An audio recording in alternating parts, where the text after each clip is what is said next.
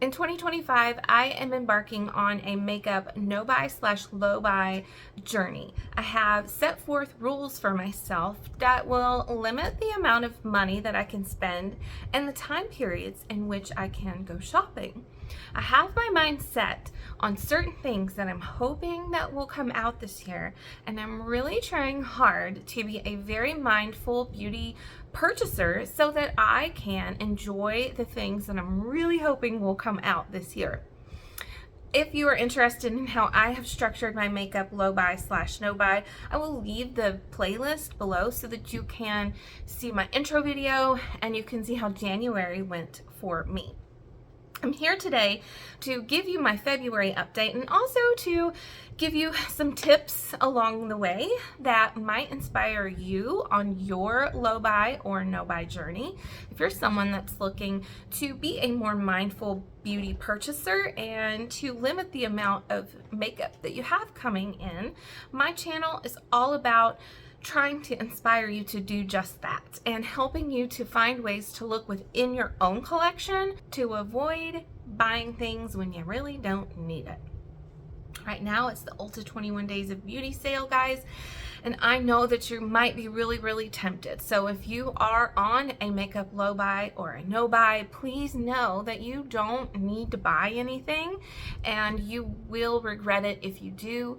And your end of year self or yourself that checks in regularly on whatever your periods are for buying or not buying, you will thank yourself if you avoid the temptation. So I'm here to give you some tips and tricks that really helped me to stay strong in the month of February. Even though February was a short month, we saw the release of Natasha Denona's Bloom palette, which is so beautiful and color story that I really enjoy. I would have really been tempted to buy that palette if it weren't for the fact that I'm really hoping that sometime this year she releases a midi rose and a midi starlet palette. I have obviously the minis of these. I enjoy those color stories very much, and I'm very much hoping that she comes out with larger versions of those color stories. So, you know, February saw that. February saw me running out of facial cleanser. And I'm like, what do? I really don't want to buy facial cleanser. So what did I do? I dug into my beauty stash that I have from like samples and things that I got from Ulta, and I found a kind of a smaller size of a Thayer's facial cleanser. So I decided, guess what? I can use that. I have this. I didn't buy it. I'm just gonna go ahead and use it. And you know what? I am. February also saw me finish my daytime moisturizer, and I'm thinking to myself, I need a daytime moisturizer. What do I do? I realized, hey, there's sunscreens that are really hydrating and moisturizing, can double as a moisturizer and a sunscreen. So for the month of February, I used up a good amount of sunscreen, and I'm working through sunscreens that I purchased last year. Working on those sunscreens is helping me to postpone purchasing a moisturizer for daytime. I do need to buy that eventually. I'm just trying really hard to wait until April. So I will continue to use my hydrating sunscreens to double as a moisturizer and a sunscreen until it's time for me to make some purchases. As a project planner, one of the things that I know from experience that really can create the doldrums in your life, in your makeup life, is just getting tired of using the same thing over and over again. That is part of the reason why I have decided not to do a pan that palette this year. I really want to touch every single eyeshadow that I own. So this year I'm doing a no pan left behind challenge, and so far that's going really well. I'll link my most recent update for you below so that you can take a look at that. In the month of January, I found that doing looks using the palette bingo style approach was a lot of fun. And really, sparked creativity. It really kind of livened up the process, and instead of just going to the same shadows that I always used, the palette bingo offered that randomization. And I took that approach and kind of went a step further with it. So in the month of February, I kind of had this idea for a dynamic duos collab that I wanted to do with other beauty content creators, other project planners like myself. So I will link that playlist for you below too. I was able to do collabs with 5 creators in the month of February. And the premise of that was we would take 2 palettes that we had that were the same or very, very similar color, story, or vibe. I chose 5 shades for that person to use between the 2 palettes, and that person chose 5 shades for me to use. And in doing that collab with the creators that I was able to work with, really stretched me, got me out of my comfort zone, and allowed me the opportunity to be able to dig into some eyeshadow palettes that I may not have normally used in February. Like, for example, my Yucca palette. I used Yucca with at least one of the creators, maybe 2. And, you know, this is definitely not a February vibe kind of palette, but it was just a lot of fun. It was fun to work with other creators. It was really fun to work with people that are bold in their color choices and in their eye looks. And it pushed me. So if you are someone that is doing a pan that palette, or you are someone that really doesn't want to buy more eyeshadow palettes because that's a problem category for you, consider doing a bingo style approach, or get someone in your family or in your household to choose your look for you. It doesn't have to be other creators. It can be someone in your household, maybe your dogs, your cats, whatever. Just giving that authority to someone else, giving your look over to someone else, is really kind of fun and like suspenseful, and allows for creativity because you're getting pushed out of your rut, the thing that you would normally do. So my Dynamic Duos collab series was definitely something that really allowed me to stave off any desire to get new eyeshadow palettes, including that Bloom palette. I'm good. I had a lot of fun with what I have. I also continued in February my 1 week 1 palette challenge, and for the month of February I did that challenge with Huda Rose Quartz. And again, I did that palette bingo style. I was able to pair shades together in that 18 pan palette that were different for me, and I was able to hit several pans last month with the help of my daughter mostly. Because we were able to use those shades, and my daughter does sort of like graphic makeup art, like body art on herself when she's feeling really inspired, and that palette is one of her favorites to use. So we got a lot of use out of that. Another tip that I have, and the other thing that really helps me personally so much in avoiding the desire to go buy more, is I'm very, very careful with who I watch on YouTube. I'm very careful about the beauty content that I consume.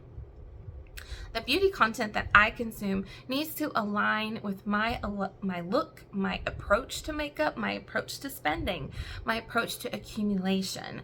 I don't like to watch huge hauls, and I don't like to watch most of the bigger content creators that receive boxes and boxes and boxes of PR every day, and so they have makeup upon makeup and more makeup than they can ever do with.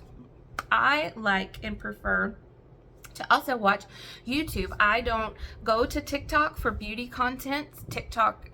On TikTok, I prefer to watch other things like cooking and cleaning and other random stuff. So I don't prefer to really watch TikTok for beauty content. I go to YouTube and I watch the people that I trust. And those people are project panners. They are people who are on a conscious consumerism journey.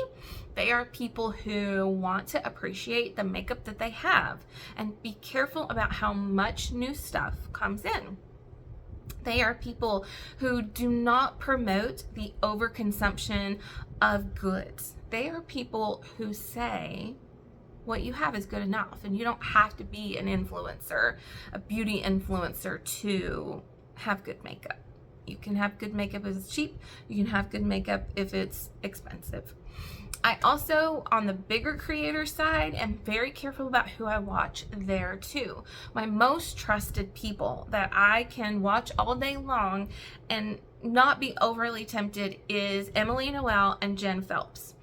They both, to me, still stay true to the heart of old school beauty YouTube, where they're doing it more for a review. They are really informative in their video. They want for their followers and their subscribers and the people that are watching their videos to truly know how something works. They want to give you the ins and the outs and the smell and the texture and the comparisons. And do you need this lip oil?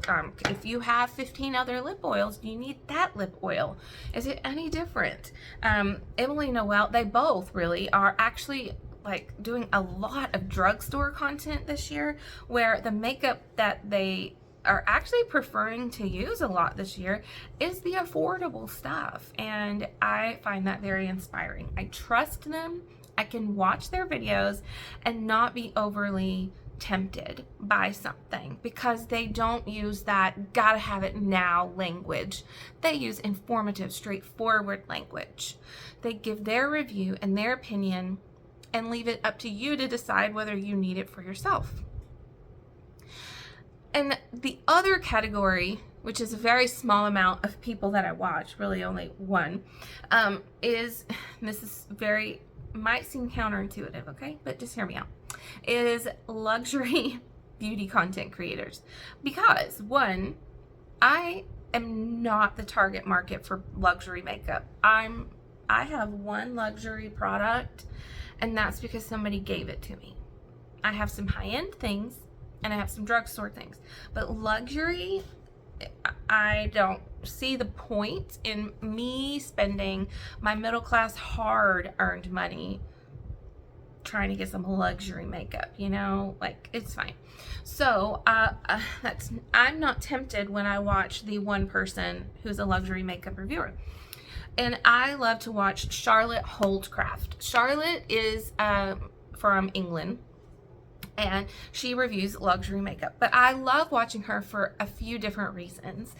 Go check her out because she really is just, to me, a unique beauty reviewer, a breath of fresh air in this community that is just driven by consumption. So Charlotte is really funny. She has a very dry, sarcastic, snarky sense of humor, and I love that personally. I don't think that's not my sense of humor on output, but I love that. My husband and my daughter are both very sarcastic in their humor and very dry, and I think it's funny. It's kind of a more intelligent style of humor. So I enjoy Charlotte's humor. And another thing that I do enjoy about her is that she is also that very informative kind of reviewer. She's not overly trying to sell you with links to click below and affiliate and blah, blah, blah. She just wants to try the makeup on and tell you how it is to see if it fits you and your needs or your wants. And the other thing that I noticed in one of her most recent videos, and I'll try to link that below for you. It was a video where she's sharing the foundations in her like top drawer, or like her drawer where she has all these like foundations that she likes to use. How she showed them, how she displayed these products, I was just sort of like mesmerized and in awe of this. She would take the product and she would just gingerly and very carefully show it to the camera. She would touch it and she would like appreciate it and almost caress the bottles. And then she would very gingerly put it back and sort of like almost like pat it, like, okay, I'm done talking about you and now I'm going to move on to the next thing. You could tell that she, in that video, you can tell that she really loves her makeup. She is really grateful for her makeup. She is very appreciative of the makeup that she has, that she gets in PR, that she has the money to go and buy for a review for her audience. So I found that way different than the people who open their drawer and they're like tossing it back and forth and you hear everything clanking. There was not a clank to be had in Charlotte's video showing you her foundations. It was just really, really inspiring and encouraging to me, for me to take a look at what I have and be thankful for it. And shouldn't we do that? Shouldn't we be thankful for the makeup that we have? Shouldn't we be thankful for people who've decluttered things to us? Shouldn't we be thankful that we've had the money to go buy the things that we have?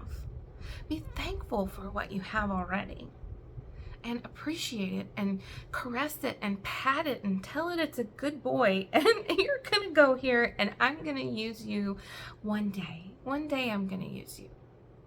You know, I think that if we shift our mindset to each makeup item that we own is a treasure, kind of like Charlotte seems to, then we're gonna be so much more grateful for what we have and focus less on getting more. I hope that this video is inspiring to you. I hope that through my channel and any video that you ever decide to watch, that it is something that can motivate you to stick to your financial goals, to stick to your spending goals, to stick to your accumulation goals. If you like makeup and project painting content, consider subscribing before you click off. And if you like other makeup content and project painting content, I'll leave something here for you to watch, and you can just keep watching. I'll see you in another video. Bye.